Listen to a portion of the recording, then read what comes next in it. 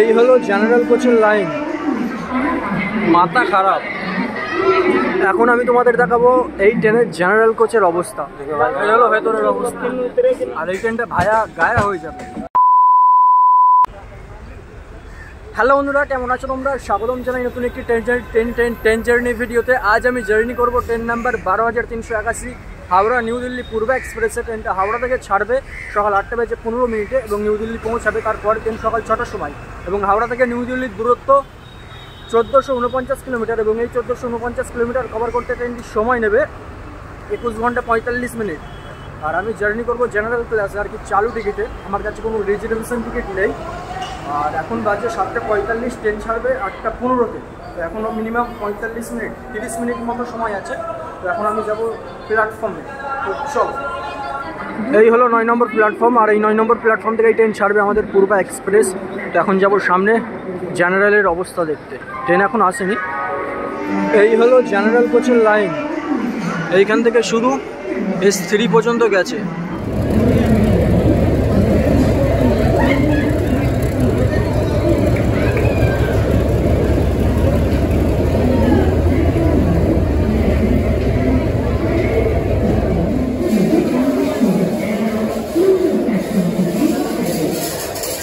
মাথা খারাপ করাবি, কিছুক্ষণ হোক ভোজপুর লোড হয়ে যাবে। আগে দেখে যাওয়া হবে নাকি, এখন আমি টিকিট ফিকিট কিচ্ছু কাটিনি। মাথা খারাপ।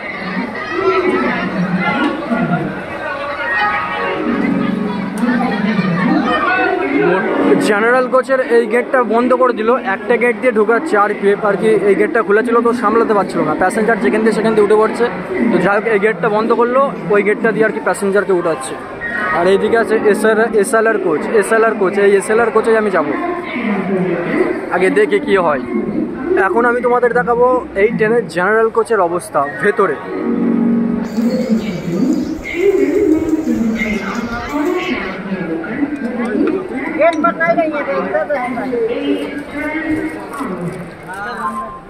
হলো ভেতরের অবস্থা, দুটো কোচের সেম।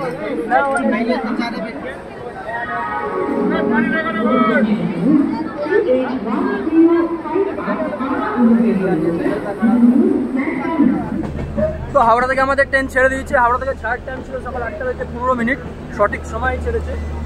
আর এই ট্রেনের বিষয় যদি বলি, এই ট্রেনটা চালু হয়েছিল আজ থেকে 66 বছর আগে, 1956 সালে। আর এই ট্রেনে টোটাল 22টা কোচ আছে, 8টা স্লিপার, 5টা থার্ড এসি, 2টো সেকেন্ড এসি, একটা ফার্স্ট এসি, আর 2টো জেনারেল এবং প্যান্টিকার আছে। আর জেনারেল কোচগুলো আছে একবারে লাস্টে 2টো, এবং তার সাথে একটা এসএলআর কোচ আছে, একটা ইওজি আছে। আর জেনারেল আছে একবারে লাস্টে, আর আমি আছি এসএলআর, আর কি জেনারেলের জায়গা পাইনি। আর এই হলো এসএলআর কোচের অবস্থা।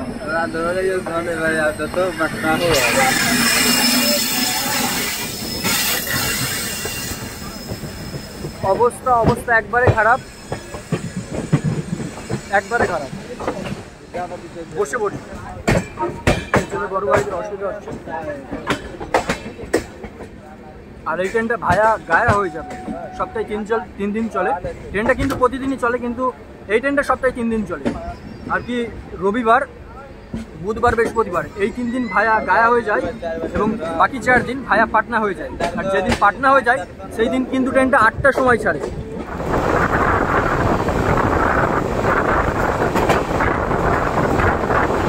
ট্রেন এখন আমাদের ডানকুনি পাস করবে। ডানকুনি পাস যখন করে ট্রেন, তখন ট্রেনের স্পিড 125-130-এর মধ্যে থাকে, কিন্তু লাইনে কাজ হচ্ছে তার জন্য ট্রেনটা স্লো করেছে। এই হলো বিষয়। আস্তে আস্তে এবার টানছে।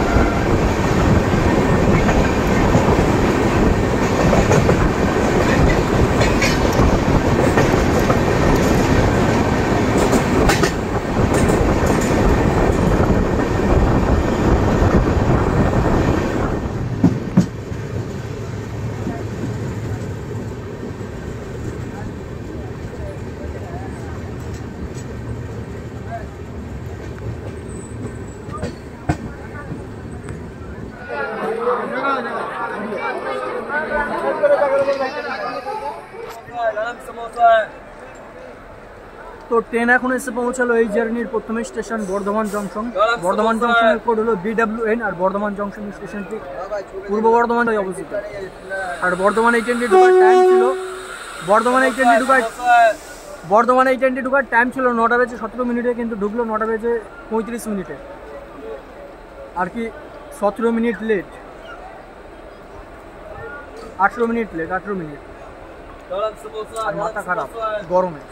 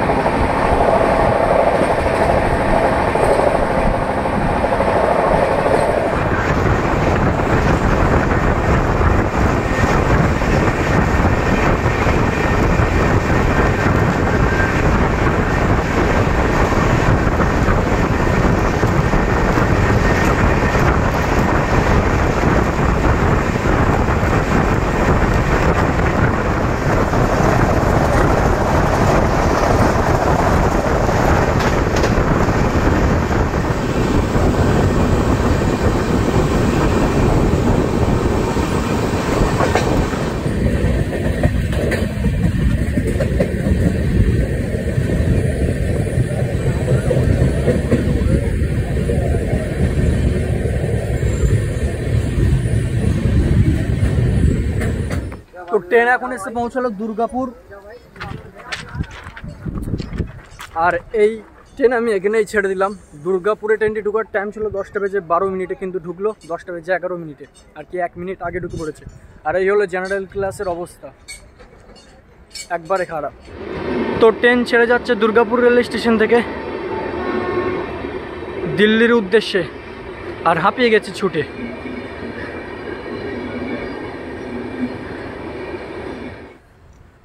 তো ট্রেন চলে গেছে ট্রেনের গন্তব্যে নিউ দিল্লি। আর আমি এখন আছি দুর্গাপুর রেল স্টেশনের 4-5 নম্বর প্ল্যাটফর্মে। আর হাত মুখ ধুলাম, কারণ মুখ হাতের অবস্থা একবারে খারাপ হয়ে গেছে, ধুলোবালিতে বুঝতেই পারছো। আর হাওড়া থেকে নিউ দিল্লি যারা জেনারেল কোচে যাবে ভাবছো, অবস্থা খারাপ হয়ে যাবে। আমি যখন হাওড়াতে ছিলাম তখন আমি ভেবেছিলাম যে, তখন আমি এই চিন্তা ভাবনা করে ট্রেনে উঠেছিলাম যে আমি আসানসোল পর্যন্ত জার্নি করব 200 কিলোমিটার। কিন্তু বর্ধমান আস্তে আস্তে আমার অবস্থা খারাপ হয়ে গেছিলো। বর্ধমানে আমি ট্রেন থেকে নেমে পড়তাম, লাভলাম না, কারণ ভিডিওটা ছোট হয়ে যাবে বুঝতেই পারছো, আর হাতে আমার এলে যাচ্ছে। তো এটাই বলবো, যারা হাওড়া থেকে নিউ দিল্লি জেনারেল কোচে যাবে অবস্থা খারাপ, কোনো ব্যাপার না, কিন্তু অবস্থা খারাপ হয়ে যাবে। অনেক প্যাসেঞ্জার জেনারেলের টিকিট কেটে জেনারেলে যেতে পারলো না, আর কি জেনারেলে উঠতে পারলো না, জেনারেলের টিকিট কেটে স্লিপারে উঠে ফাইন মেরে যাচ্ছে। তো এইভাবে গেলে যেতে পারো। তাও স্লিপারেরও অবস্থা খারাপ। স্লিপার আমি দেখালাম না, কারণ সময় ছিল না দুর্গাপুরে। ব্যাস এতটুকুই।